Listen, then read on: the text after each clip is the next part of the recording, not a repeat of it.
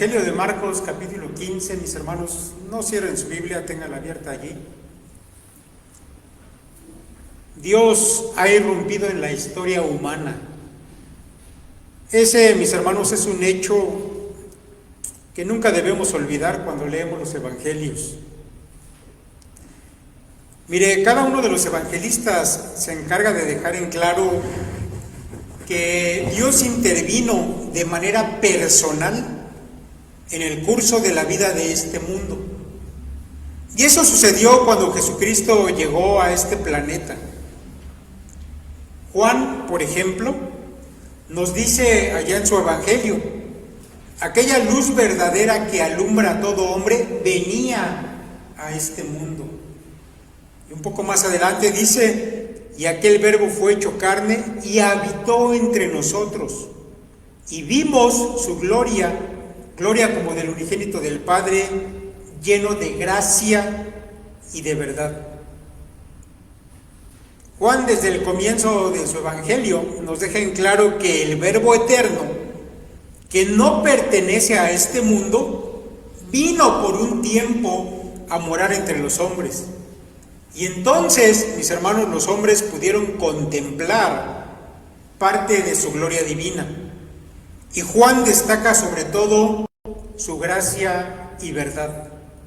Gracia y verdad.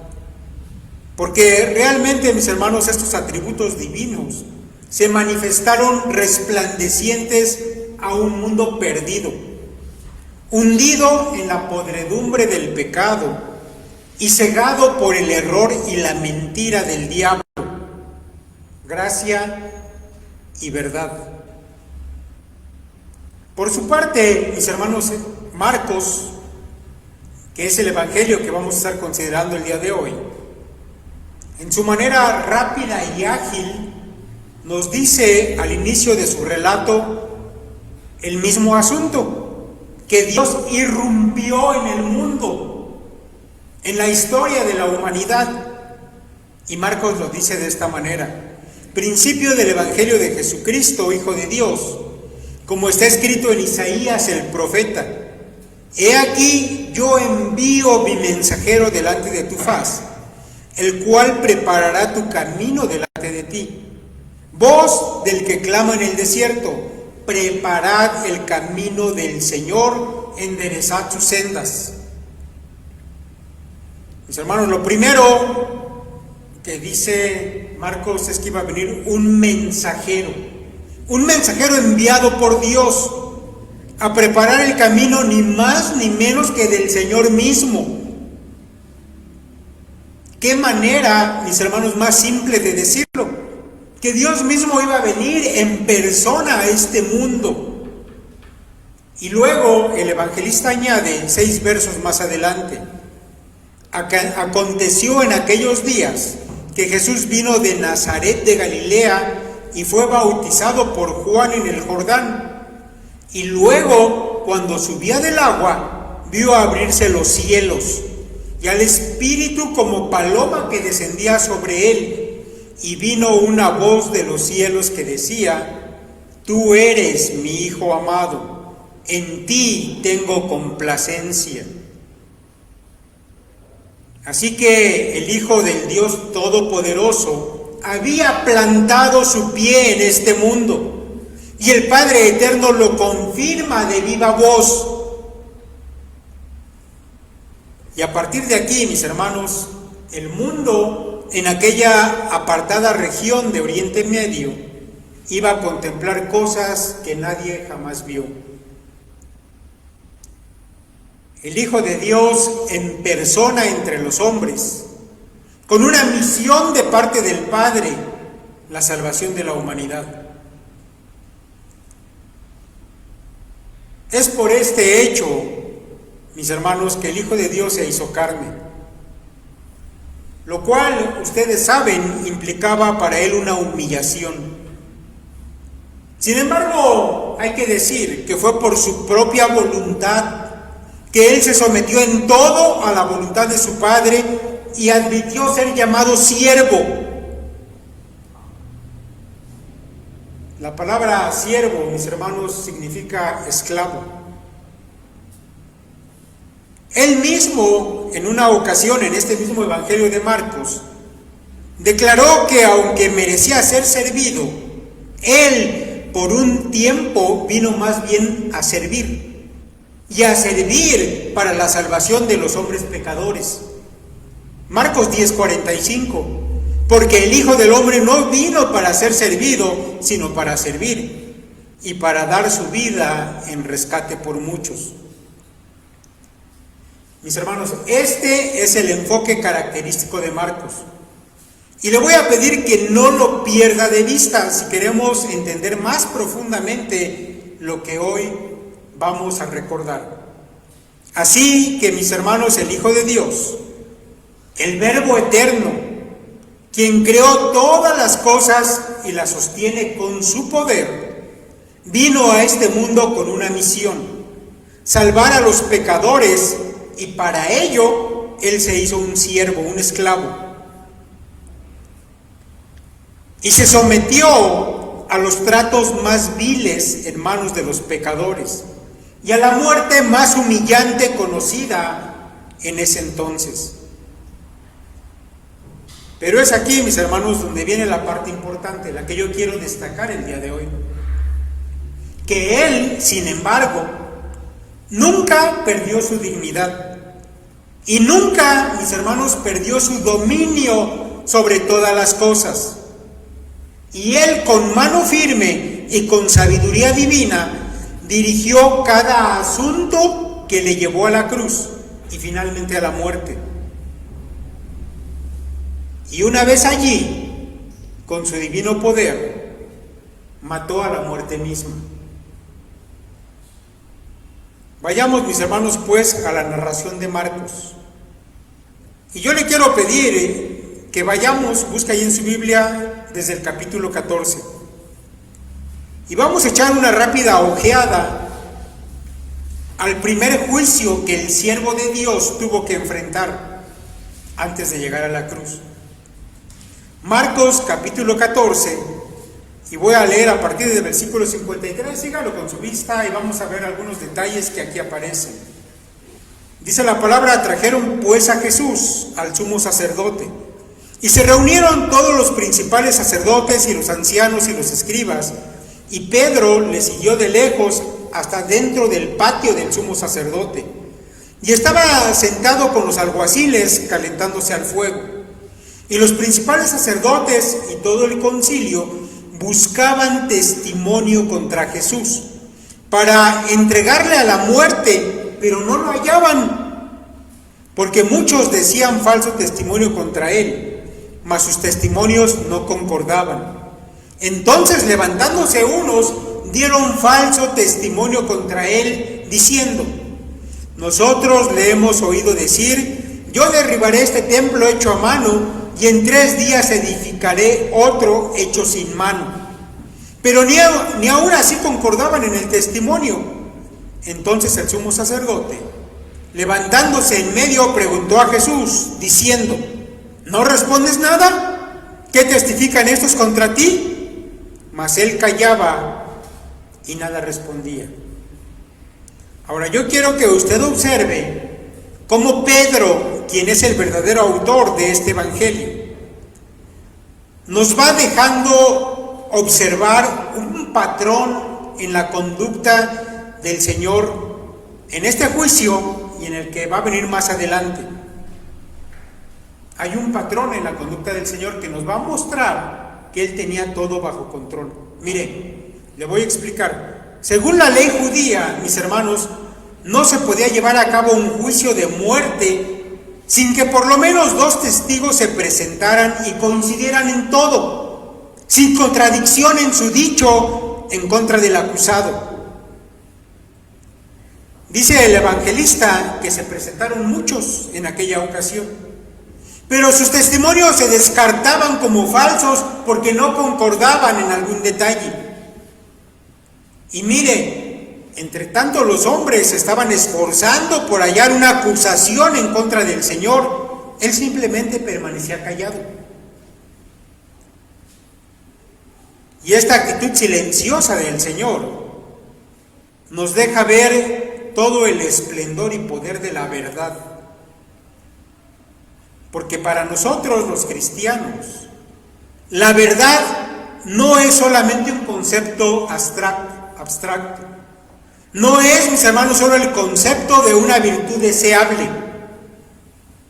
Para nosotros la verdad es una persona, la persona del Señor Jesús. Y ante la verdad, mis hermanos, la mentira no prevalece.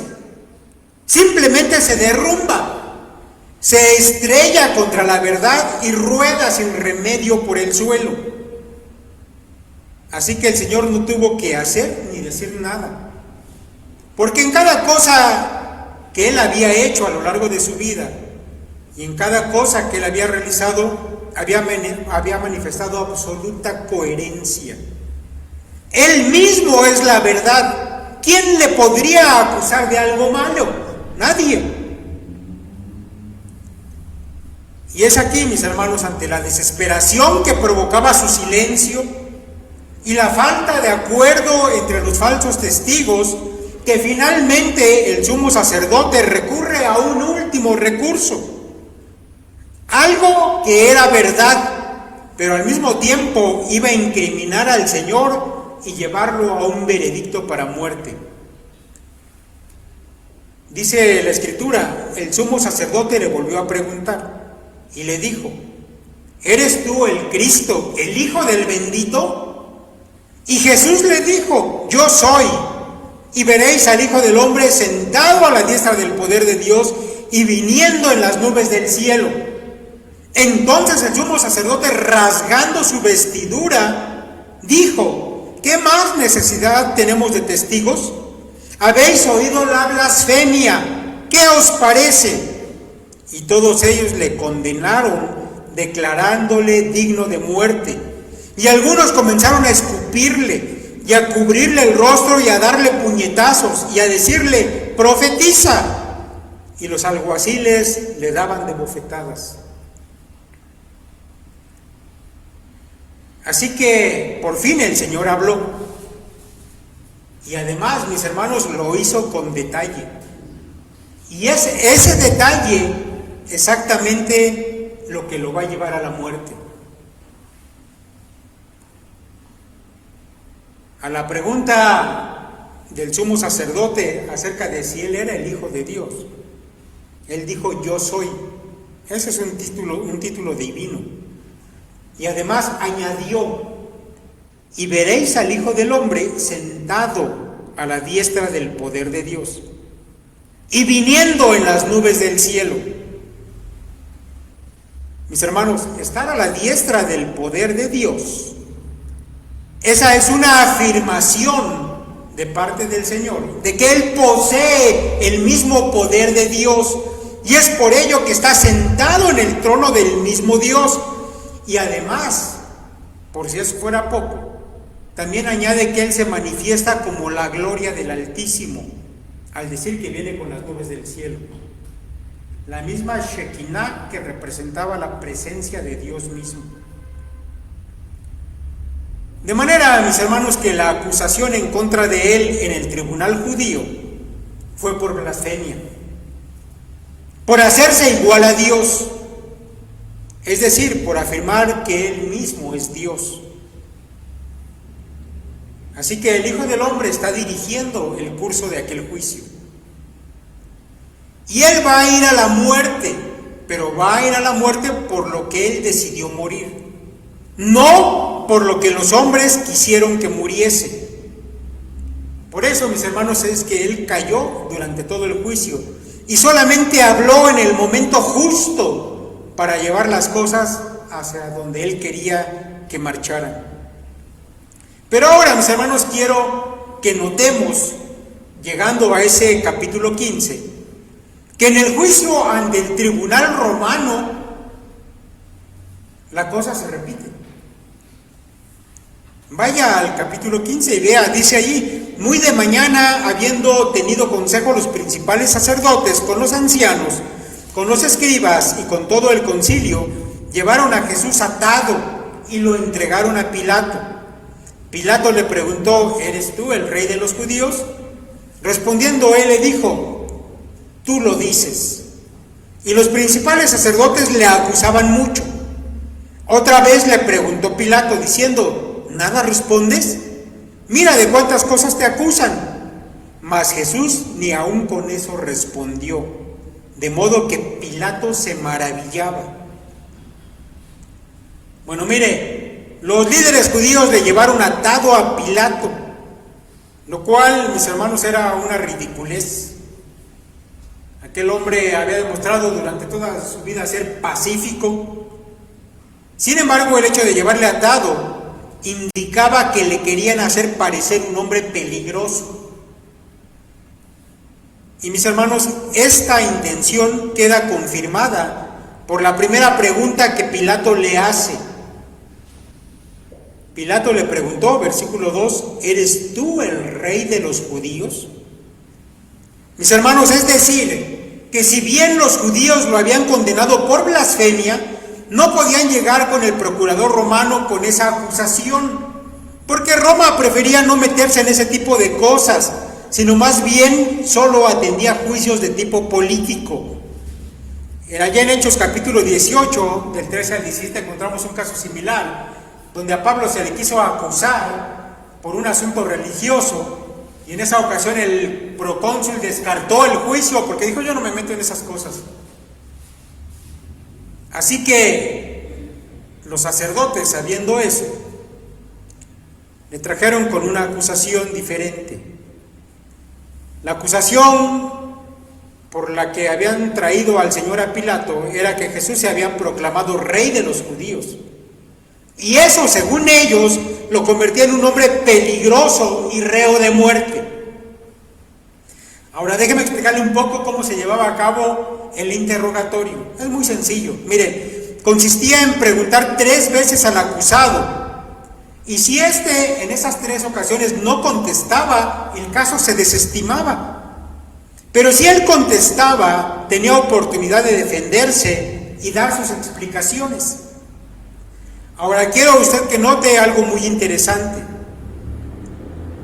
Cuando Pilato le pregunta a Jesús por primera vez, el Señor responde, y después de eso vuelve a callar.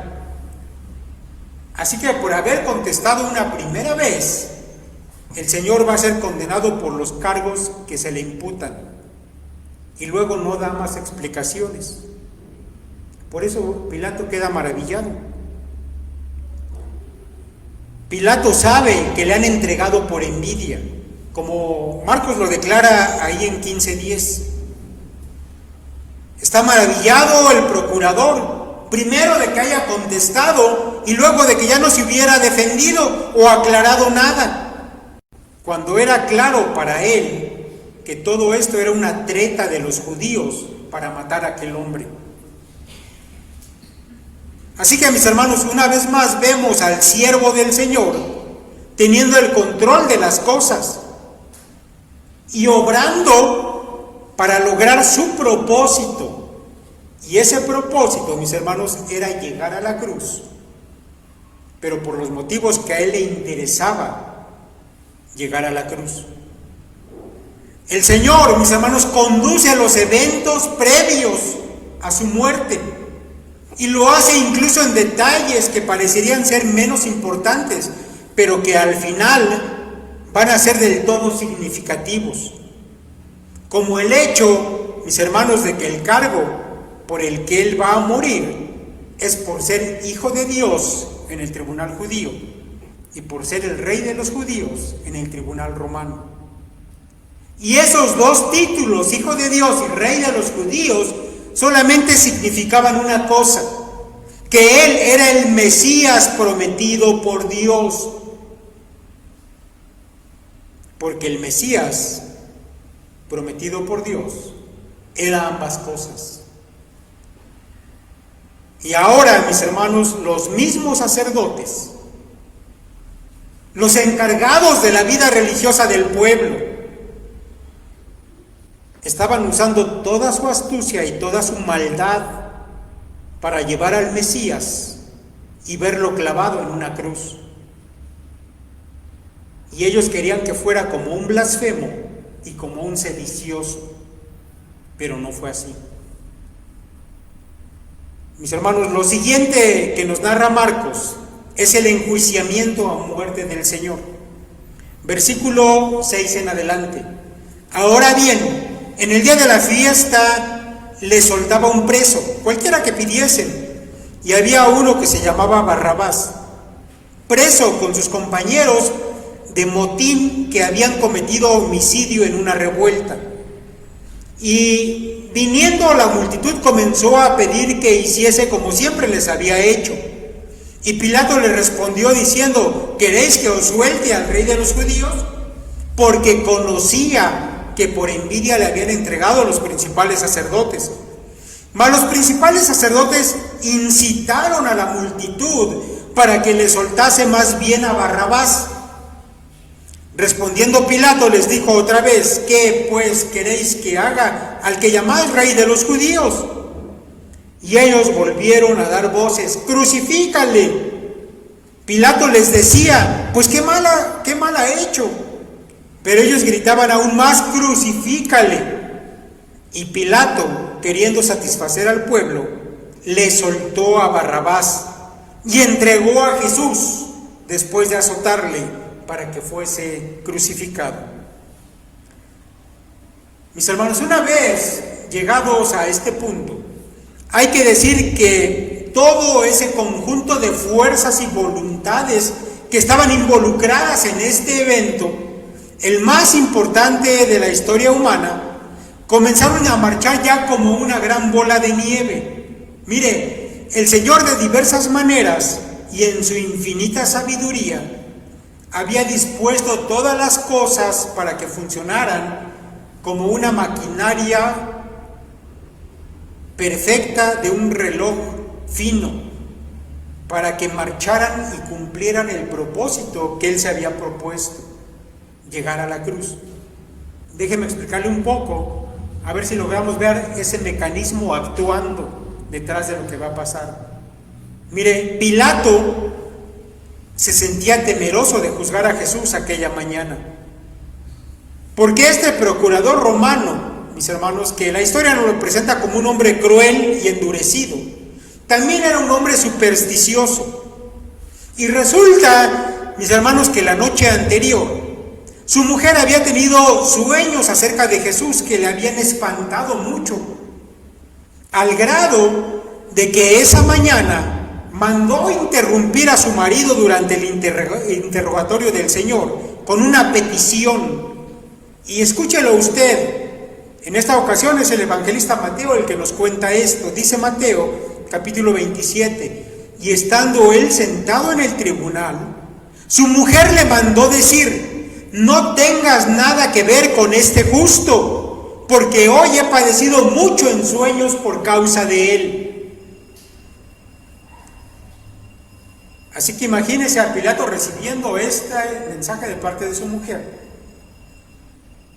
donde en sueños ella había padecido y se le había revelado que él era justo, es decir, que no era culpable. Y luego toda esa conducta extraña de parte del Señor de quedarse callado y de hablar cuando lo que iba a decir le condena más bien a muerte. Y entonces Pilato comenzó a buscar la manera de soltarlo.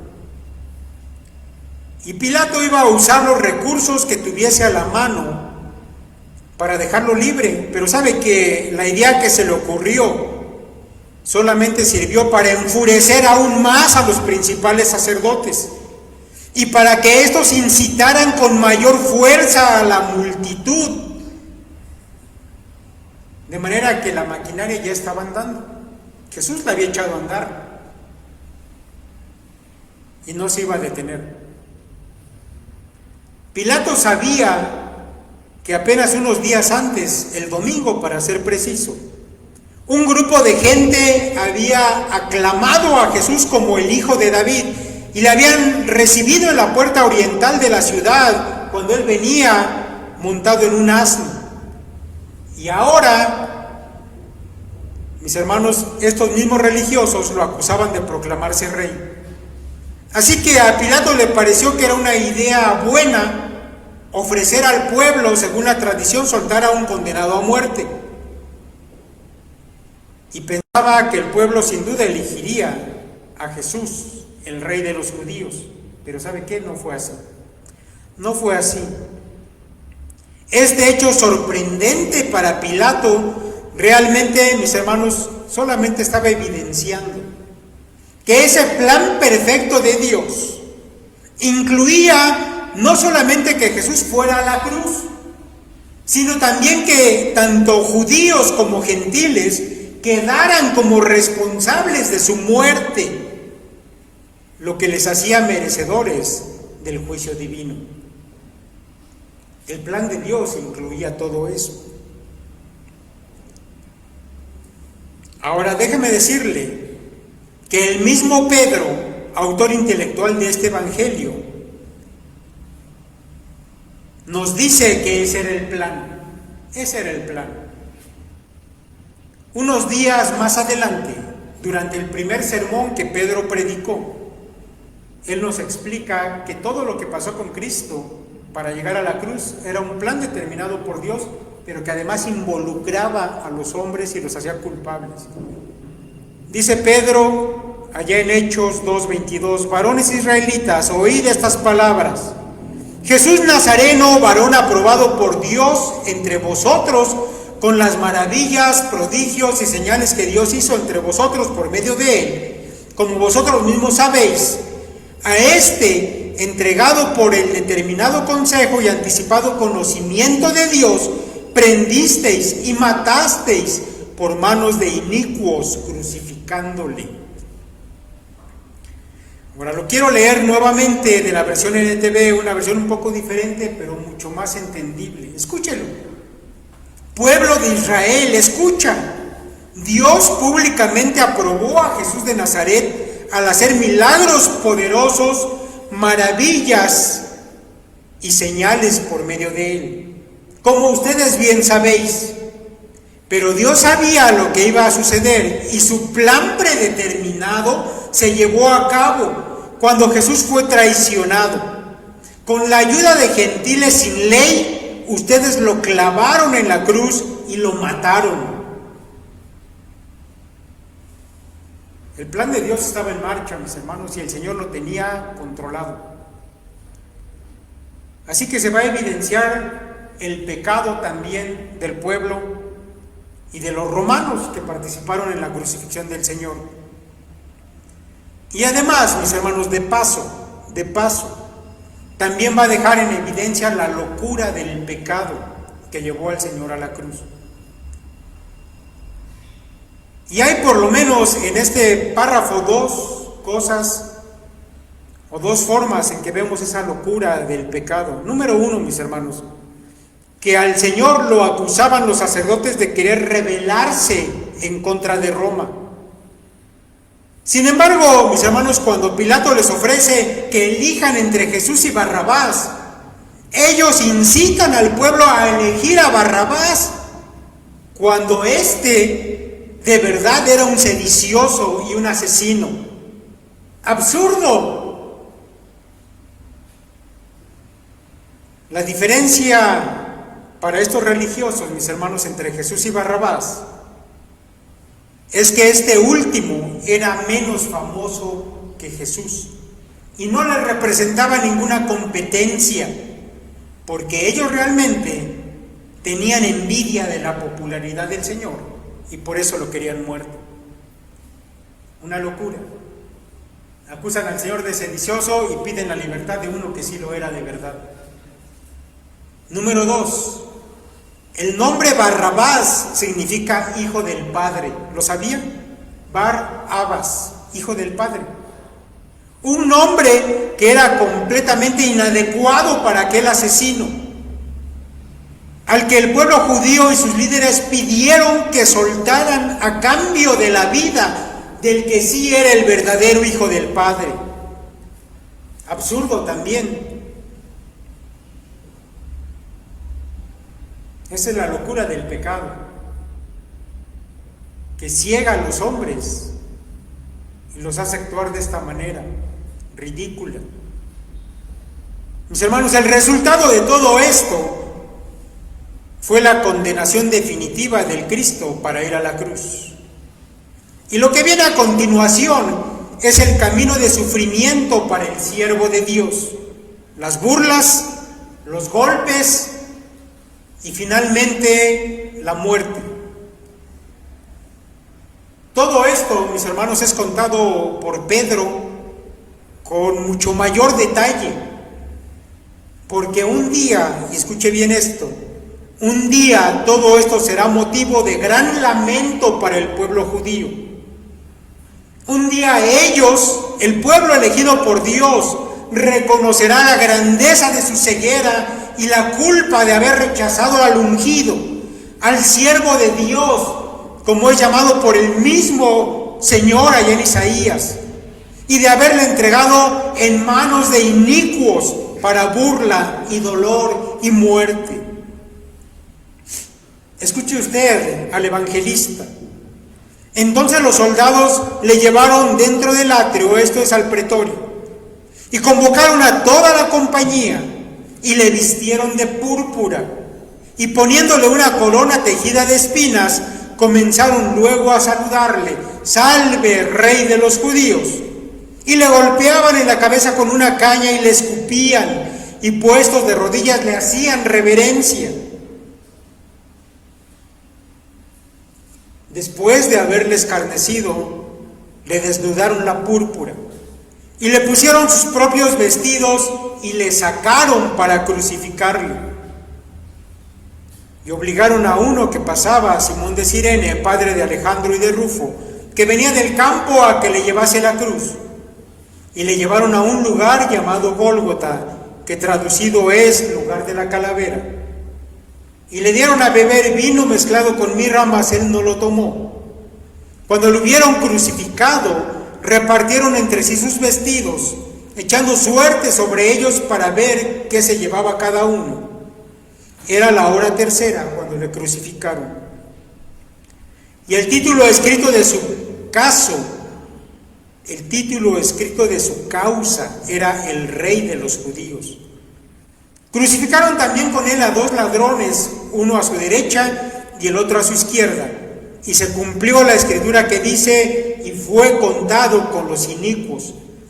Y los que pasaban le injuriaban, meneando la cabeza y diciendo: va, tú que derribas el templo de Dios y en 3 días lo edificas, sálvate a ti mismo y desciende de la cruz. De esta manera también los principales sacerdotes, escarneciendo, se decían unos a otros con los escribas: a otros salvó, a sí mismo no se puede salvar. El Cristo, Rey de Israel, descienda ahora de la cruz, para que veamos y creamos. También los que estaban crucificados con él le injuriaban. Mis hermanos, es una pena saber cómo aquellos a los que él vino a salvar, su propio pueblo, se mofaban de él.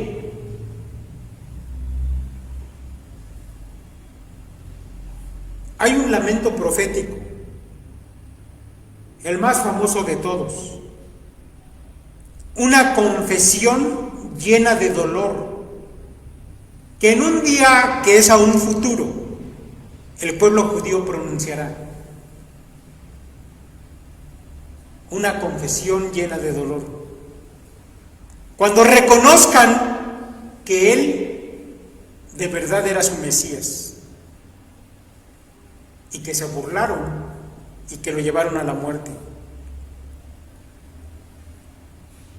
Esa confesión, mis hermanos, que también es la explicación de esto que yo acabo de leer, pero en labios del profeta inspirado de Dios. Yo quiero que usted la escuche. Esto el pueblo judío lo va a decir un día más adelante, en el futuro todavía, de lo que acabamos de escuchar. ¿Quién ha creído nuestro mensaje? ¿A quién ha revelado el Señor su brazo poderoso? Mi siervo creció en la presencia del Señor, como un tierno brote verde, como raíz en tierra seca. No había nada hermoso ni majestuoso en su aspecto, nada que nos atrajera hacia él. Fue despreciado y rechazado, hombre de dolores, conocedor del dolor más profundo. nosotros le dimos la espalda y desviamos la mirada. Fue despreciado y no nos importó. Sin embargo, fueron nuestras debilidades las que Él cargó. Fueron nuestros dolores los que lo agobiaron. Y pensamos que sus dificultades eran un castigo de Dios, un castigo por sus propios pecados. Pero Él fue traspasado por nuestras rebeliones y aplastado por nuestros pecados. Fue golpeado para que nosotros estuviéramos en paz. Fue azotado para que pudiéramos ser sanados. Todos nosotros nos hemos extraviado como ovejas. Hemos dejado los caminos de Dios para seguir los nuestros. Sin embargo, el Señor puso sobre Él los pecados de todos nosotros. Qué confesión la que un día hará el pueblo judío. Qué explicación de la muerte y los sufrimientos del Señor.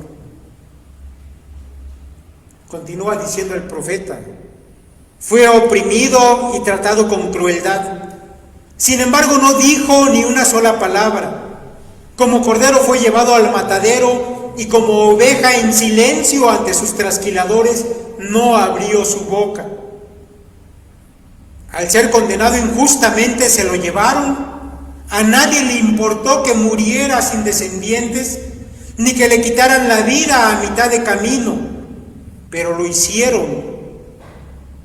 Pero lo hirieron de muerte por la rebelión de mi pueblo.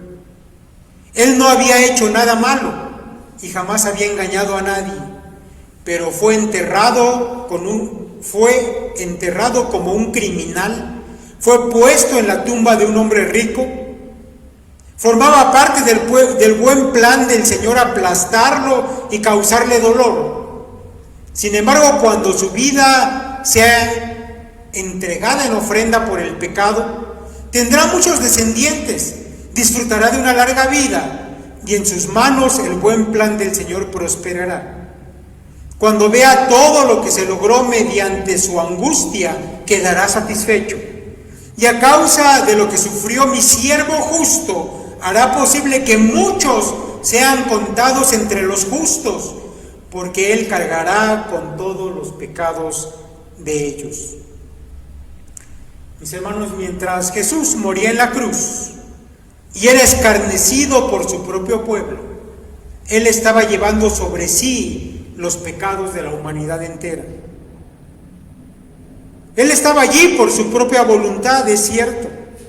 Fue una voluntad activa que realizó todo lo que era necesario para honrar a su Padre en todo momento. Y ahora, mis hermanos, incluso llevar hasta su fin la obra que tenía como su misión: llegar a la cruz y morir allí. Nada de lo que ocurrió fue fortuito. No hubo nada que escapara de su control. La muerte del Señor fue planeada meticulosamente en la eternidad y llevada a cabo en todos sus detalles aquel día viernes, día de la Pascua, la última Pascua bajo la ley, porque el fin de la ley también había llegado. Y este hecho es atestiguado por ese velo del templo que se rasgó de arriba abajo, descubriendo el camino a Dios libre, ya sin ceremonias, sin un sistema de sacerdocio, libre para que el pecador que cree pudiera acercarse ahora a Dios. Y finalmente, mis hermanos, llegamos al momento más doloroso para el Hijo de Dios, el momento de la sustitución. ¿Por qué digo que es el momento de la sustitución? Porque los pecados nuestros, y quiero que pienses bien en esto, piénsalo bien, cada pecado tuyo y cada pecado mío fue cargado sobre la persona de aquel siervo, el siervo de Dios. Y una vez que nuestros pecados estuvieron sobre de él, la ira del Padre también fue derramada sobre su persona. La ira de Dios por el pecado, mis hermanos, significa el abandono de Dios hacia el pecador. Ese abandono divino es el que nos correspondía a ti y a mí, porque no merecíamos como pecadores nunca estar en la presencia de Dios, sino ser abandonados. Y ese abandono, mi hermano, significa el infierno. Esa es la esencia del infierno. Pero fue Él, el Hijo de Dios, el que lo sufrió. Marcos lo describe por medio de una oscuridad sobrenatural que duró 3 horas. Como si el cielo se hubiera cerrado y el abandono de Cristo por parte de Dios fuera completo. Y el grito de angustia del Señor antes de expirar expresa ese sufrimiento por el abandono. Cuando vino la hora sexta, hubo tinieblas sobre toda la tierra hasta la hora novena.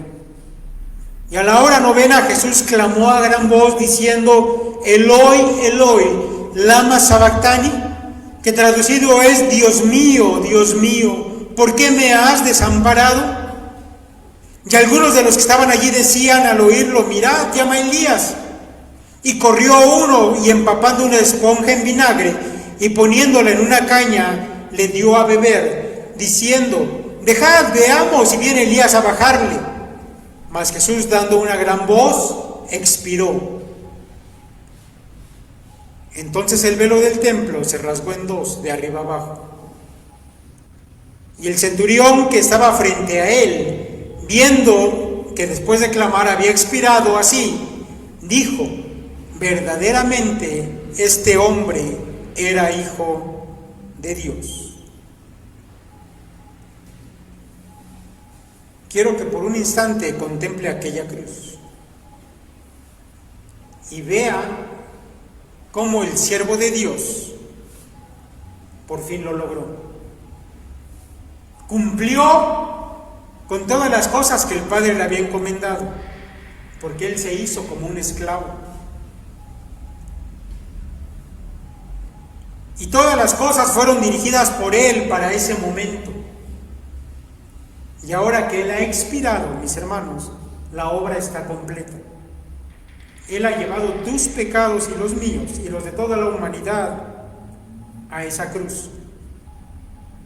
Y la ira del Padre se derramó sobre Él, ira que merecíamos tú y yo, pero que el Señor experimentó y le provocó gran angustia. Pero por fin ese momento llegó a su fin. ¿Terminó? Él ha expirado y su obra está completa. Está listo para ir al sepulcro. Pero eso, mis hermanos, solamente es parte de la historia. Porque el domingo reanudaremos con la parte más gloriosa. Por ahora, mis hermanos, dejamos hasta aquí a nuestro Señor, listo para ir al sepulcro, después de haber concluido la obra de Dios. Oremos. Señor Dios, te damos tantas gracias por tu gracia infinita, por tu plan perfecto y por tu bendito Hijo, nuestro Señor Jesucristo, que irrumpió en este mundo, Señor, y dio su vida voluntariamente y de acuerdo a tu perfecto plan y propósito salvador. Por su muerte tenemos vida. Por su muerte en la cruz nuestros pecados han sido borrados de delante de ti. Ahora, Padre, Los que creemos tenemos libre acceso a tu presencia. No lo merecemos, Señor, pero fue tu Hijo quien nos ha abierto ese camino extraordinario. Bendito y alabado seas por toda la eternidad. En su nombre, el de aquel que se hizo un siervo para darnos vida, te damos gracias por siempre. Amén.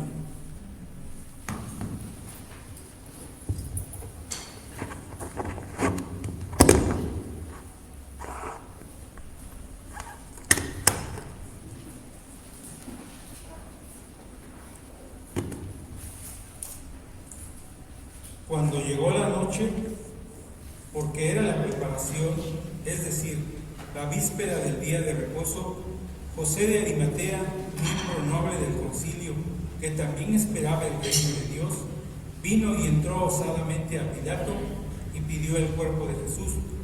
Pilato se sorprendió de que ya hubiese muerto, y haciendo venir al centurión, le preguntó si ya estaba muerto, e informado por el centurión, dio el cuerpo a José, el cual compró una sábana, y quitándolo, lo envolvió en la sábana, y lo puso en un sepulcro que estaba cavado en una peña, e hizo rodar una piedra a la entrada del sepulcro. Y María Magdalena y María, madre de José, miraban dónde lo ponía.